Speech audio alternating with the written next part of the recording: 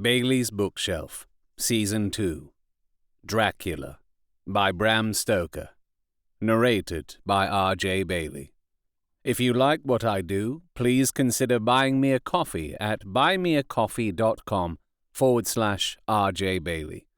For business inquiries, please contact robertjbailey@gmail.com or tweet at R.J. Bailey.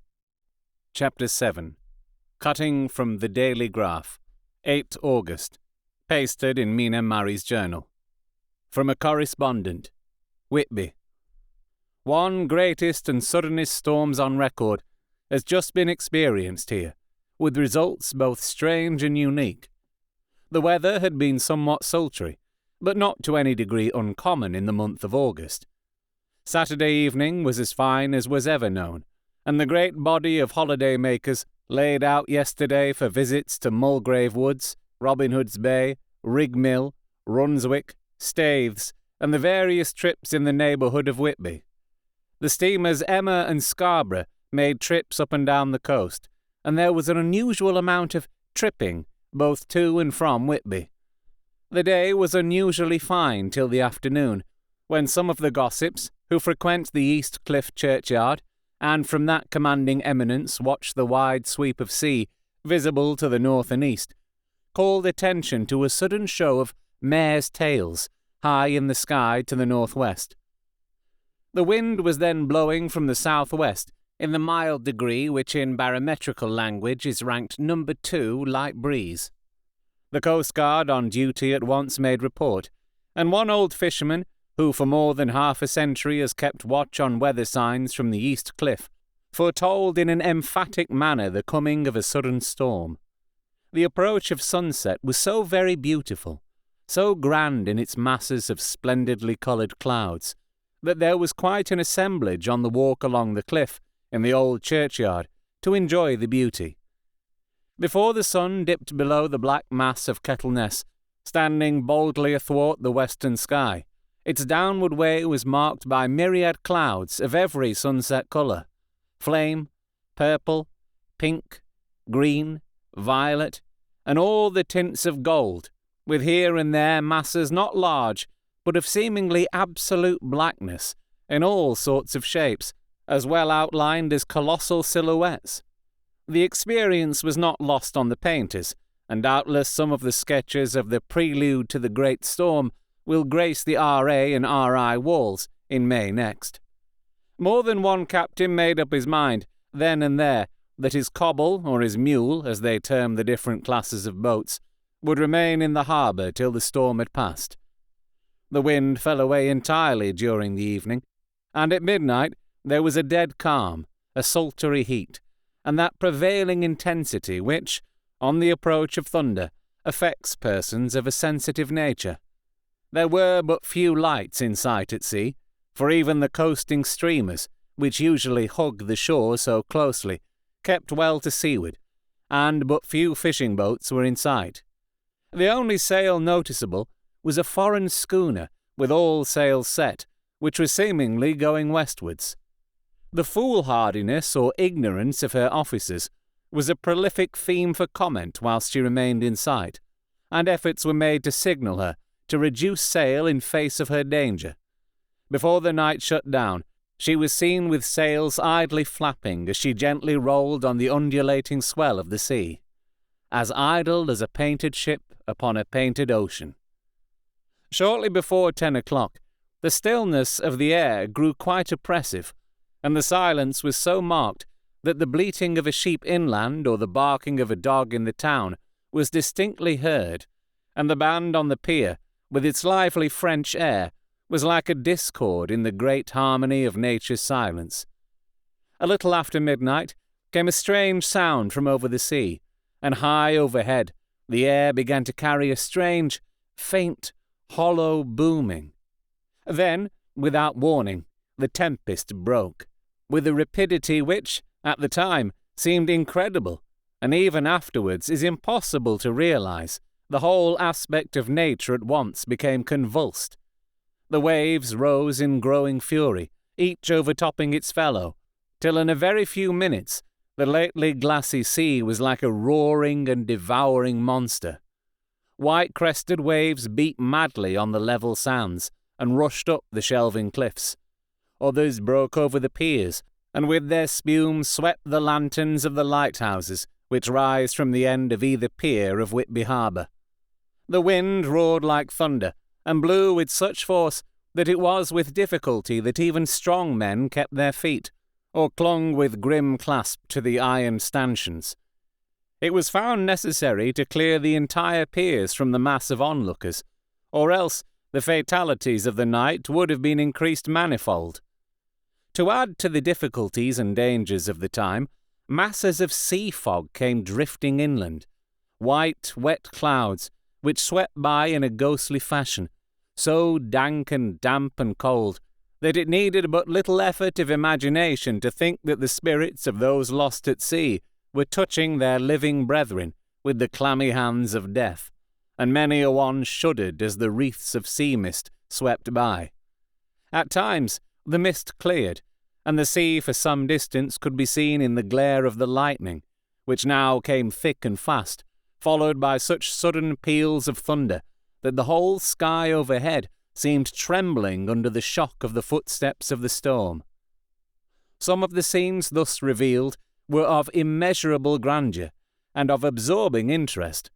The sea, running mountains high, threw skywards with each wave mighty masses of white foam, which the tempest seemed to snatch at and whirl away into space. Here and there, a fishing boat with a rag of sail running madly for shelter before the blast. Now and again, the white wings of a storm-tossed seabird. On the summit of the east cliff, the new searchlight was ready for experiment, but had not yet been tried.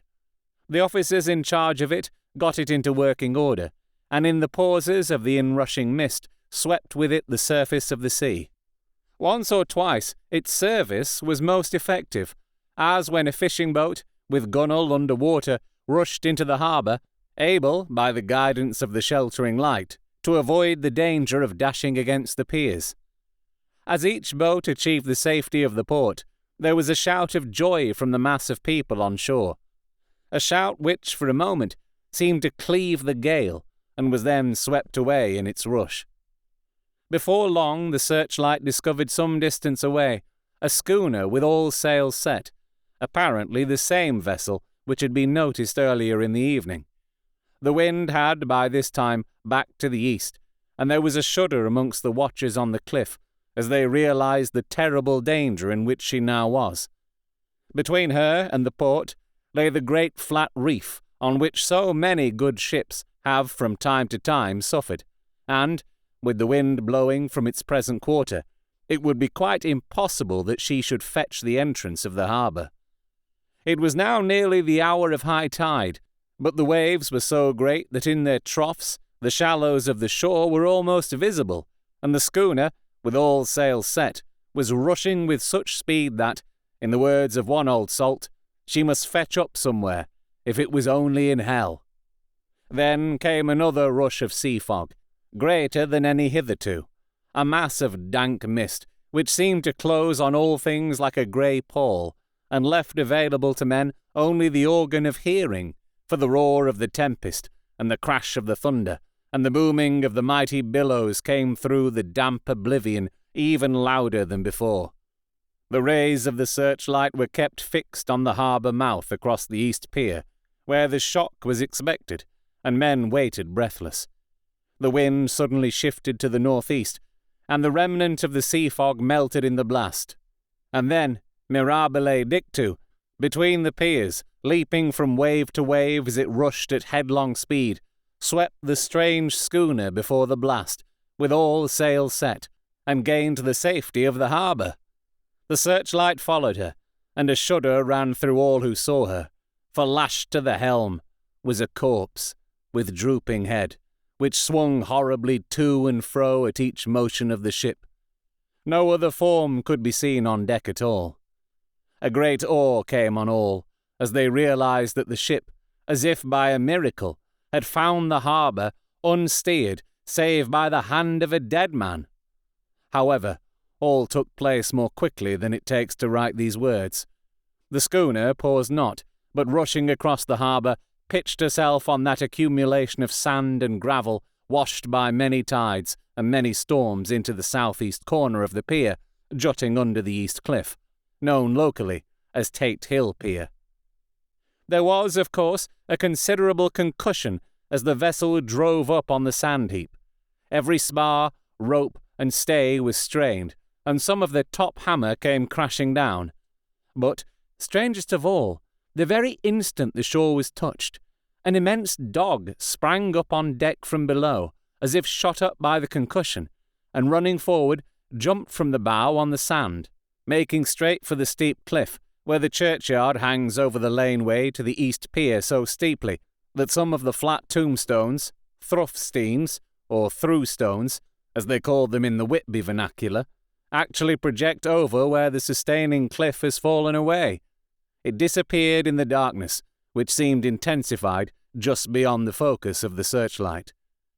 It so happened that there was no one at the moment on Tate Hill Pier, as all those whose houses are in close proximity were either in bed or were out on the heights above. Thus the Coast Guard on duty on the eastern side of the harbour, who at once ran down to the little pier, was the first to climb on board. The men working the searchlight, after scouring the entrance of the harbour without seeing anything, then turned the light on the derelict and kept it there.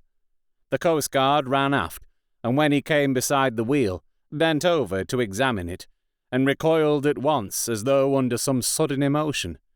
This seemed to pique general curiosity, and quite a number of people began to run. It is a good way round from the West Cliff by the drawbridge to Tate Hill Pier, but your correspondent is a fairly good runner, and came well ahead of the crowd. When I arrived, however, I found already assembled on the pier a crowd, whom the Coast Guard and police refused to allow to come on board. By the courtesy of the chief boatman, I was, as your correspondent, permitted to climb on deck, and was one of a small group who saw the dead seaman while actually lashed to the wheel. It was no wonder that the Coast Guard was surprised, or even awed, for not often can such a sight have been seen. The man was simply fastened by his hands, tied one over the other, to a spoke of the wheel. Between the inner hand and the wood was a crucifix, the set of beads on which it was fastened being around both wrists and wheel, and all kept fast by the binding cords. The poor fellow may have been seated at one time, but the flapping and buffeting of the sails had worked through the rudder of the wheel and dragged him to and fro, so that the cords with which he was tied had cut the flesh to the bone. Accurate note was made of the state of things, and a doctor, Surgeon J.M. Caffin, of 33 East Elliot Place, who came immediately after me, declared, after making examination, that the man must have been dead for quite 2 days. In his pocket was a bottle, carefully corked, empty save for a little roll of paper, which proved to be the addendum to the log. The Coast Guard said the man must have tied up his own hands, fastening the knots with his teeth. The fact that a Coast Guard was the first on board may save some complications later on in the Admiralty Court, for Coast Guards cannot claim the salvage which is the right of the first civilian entering on a derelict. Already, however, the legal tongues are wagging, and one young law student is loudly asserting that the rights of the owner are already completely sacrificed, his property being held in contravention of the statutes of Mortmain, since the tiller, as emblem ship, if not proof of delegated possession, is held in a dead hand. It is needless to say that the dead steersman has been reverently removed from the place where he held his honourable watch and ward till death, a steadfastness as noble as that of the young Casabianca, and placed in the mortuary to await inquest. Already the sudden storm is passing, and its fierceness is abating. Crowds are scattering homeward, and the sky is beginning to redden over the Yorkshire wolds.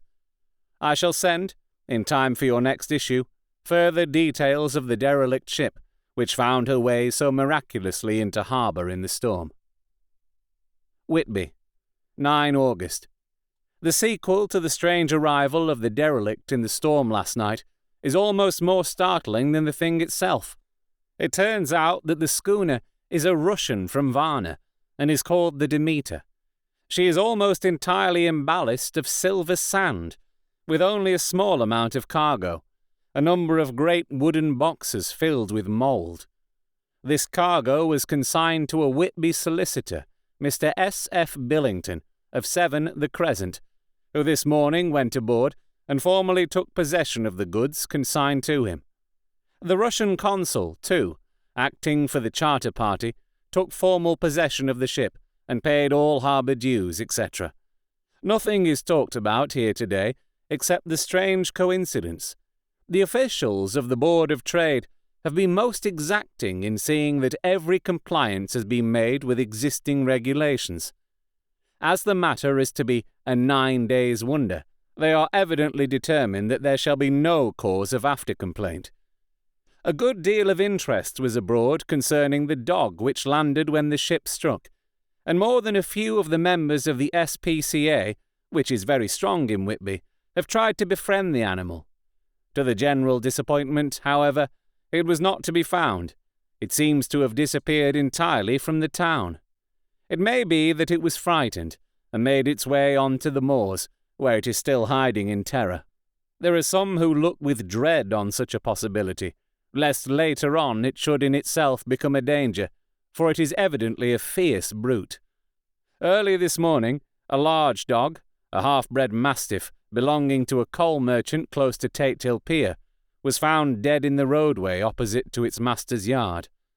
It had been fighting, and manifestly had had a savage opponent, for its throat was torn away, and its belly was slit open, as if with a savage claw.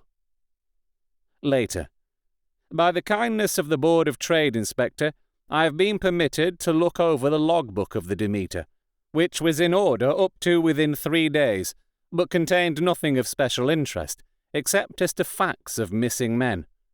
The greatest interest, however, is with regard to the paper found in the bottle, which was today produced at the inquest, and a more strange narrative than the two between them unfold it has not been my lot to come across.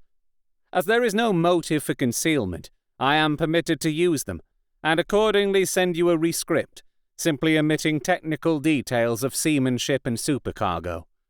It almost seems as though the captain had been seized with some kind of mania before he had got well into blue water, and that this had developed persistently throughout the voyage.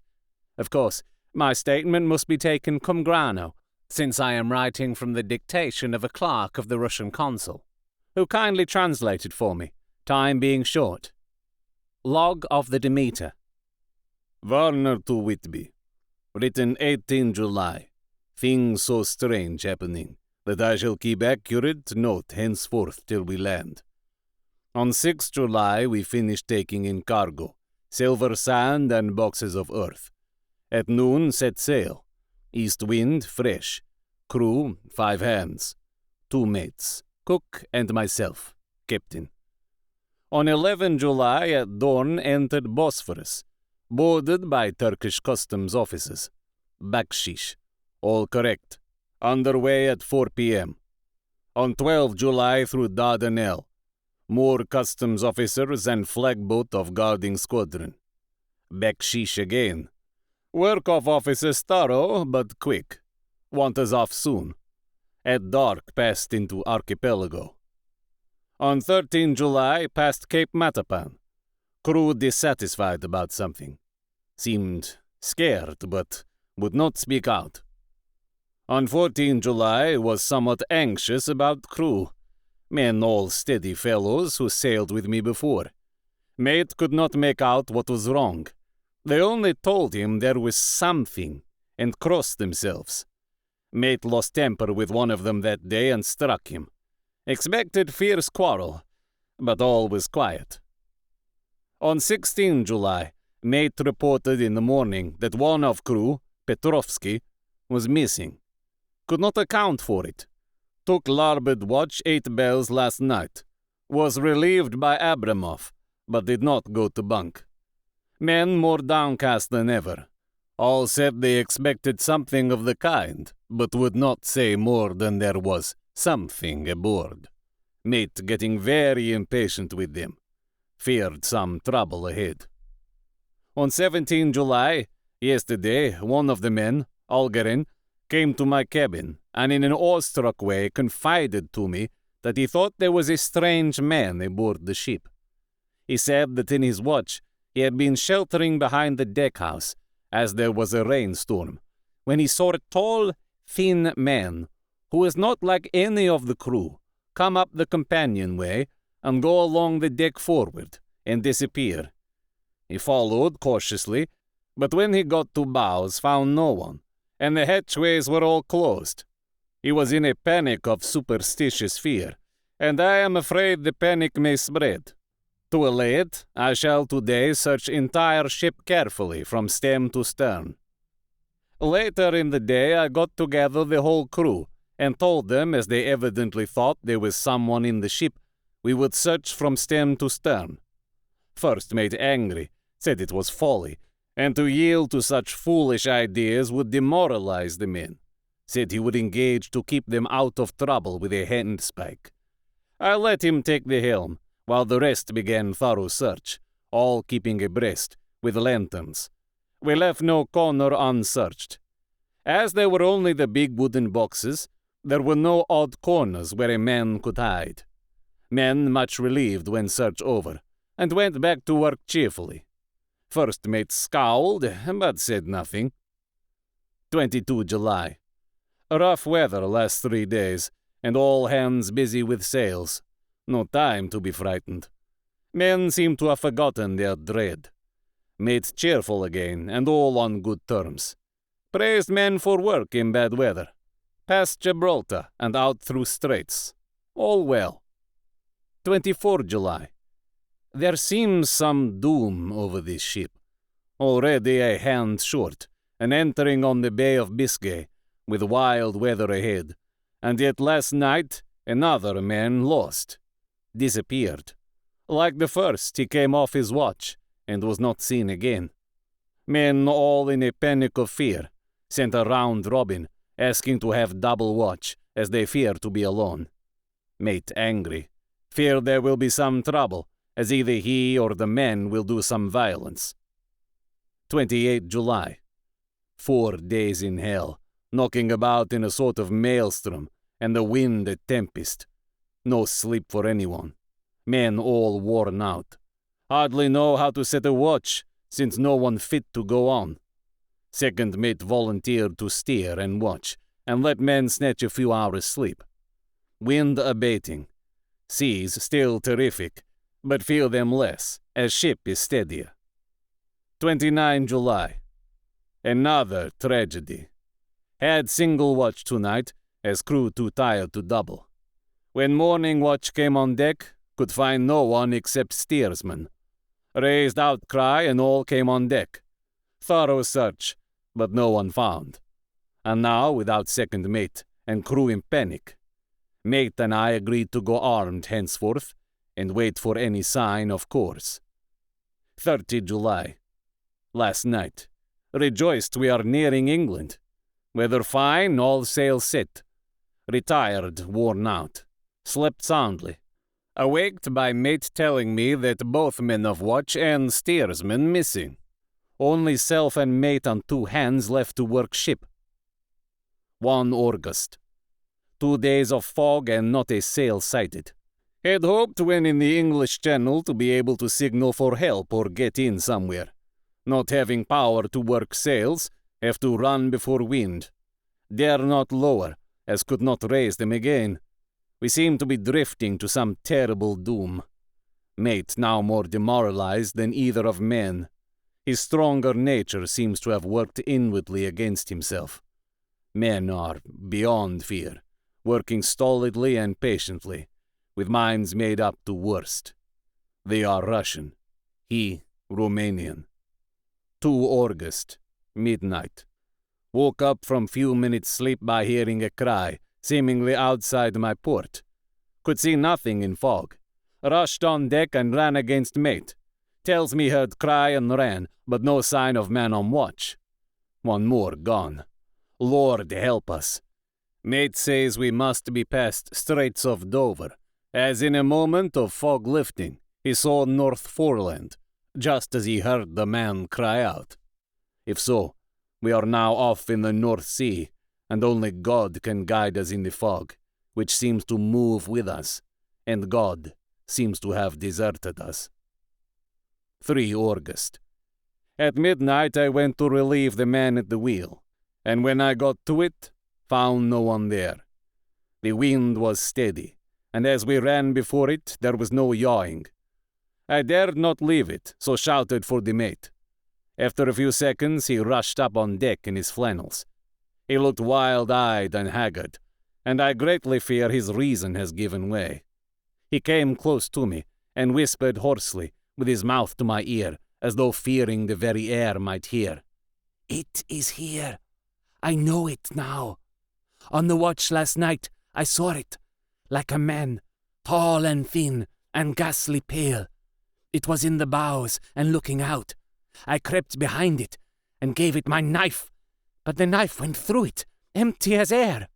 And as he spoke, he took his knife and drove it savagely into space. Then he went on. "But it is here, and I'll find it. It is in the hold, perhaps in one of those boxes. I'll unscrew them one by one and see. You work the helm." And with a warning look and his finger on his lip, he went below. There was springing up a choppy wind, and I could not leave the helm. I saw him come out on deck again with a tool chest and a lantern, and go down the forward hatchway. He is mad. Stark, raving mad. And it's no use my trying to stop him. He can't hurt those big boxes. They are invoiced as clay, and to pull them about is as harmless a thing as he can do. So here I stay, and mind the helm, and write these notes. I can only trust in God, and wait till the fog clears. Then, if I can steer to any harbor with the wind that is, I shall cut down sails and lie by, and signal for help. It is nearly all over now. Just as I was beginning to hope that the mate would come out calmer, for I heard him knocking away at something in the hold, and work is good for him. There came up the hatchway a sudden, startled scream which made my blood run cold, and up on the deck he came as if shot from a gun, a raging madman, with his eyes rolling and his face convulsed with fear. "Save me! Save me!" he cried, and then looked round on the blanket of fog. His horror turned to despair, and in a steady voice he said, "You had better come too, Captain, before it is too late. He is there. I know the secret now. The sea will save me from him, and it is all that is left." Before I could say a word or move forward to seize him, he sprang on the bulwark and deliberately threw himself into the sea. I suppose I know the secret too now. It was this madman who had got rid of the men one by one, and now he has followed them himself. God help me. How am I to account for all these horrors when I get to port? When I get to port? Will that ever be? 4 August. Still fog, which the sunrise cannot pierce. I know there is sunrise because I am a sailor. Why else I know not. I dared not go below. I dared not leave the helm. So here all night I stayed, and in the dimness of the night I saw it. Him. God forgive me, but the mate was right to jump overboard. It was better to die like a man. To die like a sailor in blue water no man can object. But I am captain, and I must not leave my ship. But I shall baffle this fiend or monster, for I shall tie my hands to the wheel when my strength begins to fail, and along with them I shall tie that which it dare not touch. And then, come good wind or foul, I shall save my soul and my honor as a captain. I am growing weaker, and the night is coming on. If he can look me in the face again, I may not have time to act. If we are wrecked, mayhap this bottle may be found, and those who find it may understand. If not, well, then all men shall know that I have been true to my trust. God, and the Blessed Virgin, and the saints, help a poor, ignorant soul, trying to do his duty. Of course the verdict was an open one. There is no evidence to adduce, and whether or not the man himself committed the murders, there is now none to say. The folk here hold almost universally that the captain is simply a hero, and he is to be given a public funeral. Already it is arranged that his body is to be taken with a train of boats up the Esk for a piece, and then brought back to Staithes Pier, and up the Abbey steps, for he is to be buried in the churchyard on the cliff. The owners of more than 100 boats have already given in their names as wishing to follow him to the grave. No trace has ever been found of the great dog, at which there is much mourning, for, with public opinion in its present state, he would, I believe, be adopted by the town. Tomorrow will see the funeral, and so will end this one more mystery of the sea. Mina Murray's Journal. 8 August. Lucy was very restless all night, and I, too, could not sleep. The storm was fearful, and as it boomed loudly among the chimney-pots, it made me shudder. When a sharp puff came, it seemed to be like a distant gun. Strangely enough, Lucy did not wake, but she got up twice and dressed herself. Fortunately, each time I awoke in time, and managed to undress her without waking her, and got her back to bed. It is a very strange thing, this sleep-walking, for as soon as her will is thwarted in any physical way, her intention, if there be any, disappears, and she yields herself almost exactly to the routine of her life. Early in the morning we both got up and went down to the harbour to see if anything had happened in the night.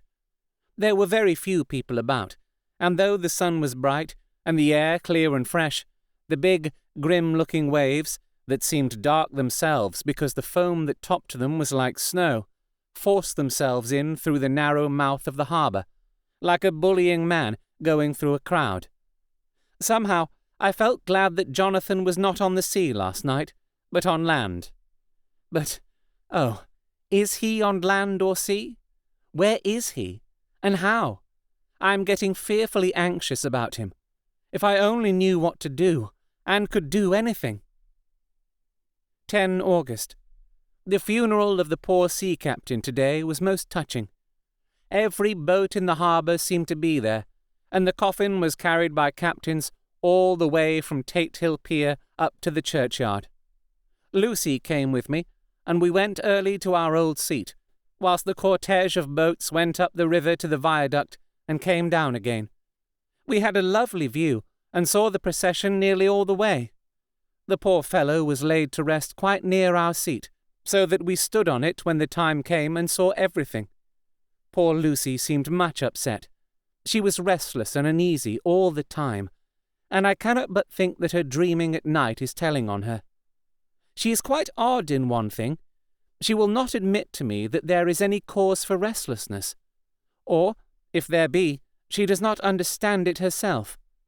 There is an additional cause, in that poor old Mr. Swales was found dead this morning on our seat, his neck being broken. He had evidently, as the doctor said, fallen back in the seat in some sort of fright, for there was a look of fear and horror on his face that the men said made them shudder. Poor dear old man! Perhaps he had seen death with his dying eyes. Lucy is so sweet and sensitive that she feels influences more acutely than other people do. Just now, she is quite upset by a little thing which I did not much heed, though I am myself very fond of animals. One of the men who came up here often to look for the boats was followed by his dog. The dog is always with him. They are both quiet persons, and I never saw the man angry, nor heard the dog bark. During the service, the dog would not come to its master, who was on the seat with us, but kept a few yards off, barking and howling. Its master spoke to it gently, and then harshly, and then angrily, but it would neither come nor cease to make a noise. It was in a sort of fury, with its eyes savage, and all its hair bristling out like a cat's tail when puss is on the warpath. Finally the man, too, got angry, and jumped down and kicked the dog, and then took it by the scruff of the neck, and half dragged and half threw it on the tombstone on which the seat is fixed. The moment it touched the stone, the poor thing became quiet and fell all into a tremble. It did not try to get away, but crouched down, quivering and cowering, and was in such a pitiable state of terror that I tried, though without effect, to comfort it. Lucy was full of pity too, but she did not attempt to touch the dog, but looked at it in an agonized sort of way. I greatly fear that she is of too supersensitive a nature to go through the world without trouble. She will be dreaming of this tonight, I am sure. The whole agglomeration of things, the ship steered into port by a dead man, his attitude, tied to the wheel with a crucifix and beads, the touching funeral, the dog, now furious and now in terror, will all afford material for her dreams. I think it will be best for her to go to bed tired out physically, so I shall take her for a long walk by the cliffs to Robin Hood's Bay and back. She ought not to have much inclination for sleepwalking then. You have been listening to Dracula, narrated by me, R.J. Bailey. If you would like to commission me to create an audiobook for you or advertise on this podcast, please contact me at robertjbailey@gmail.com or on Twitter @RJBailey. This book will also be available to buy without all this podcasting waffle. If this was a live recording at a free event and you thought, "Hey, I'd like to buy that guy a decaf oat milk latte after the show," you can do so at buymeacoffee.com/RJBailey. All donations go towards making next season's audiobook, and literally coffee. While the novel Dracula is in the public domain, this recording is copyright to me, R.J. Bailey, 2022.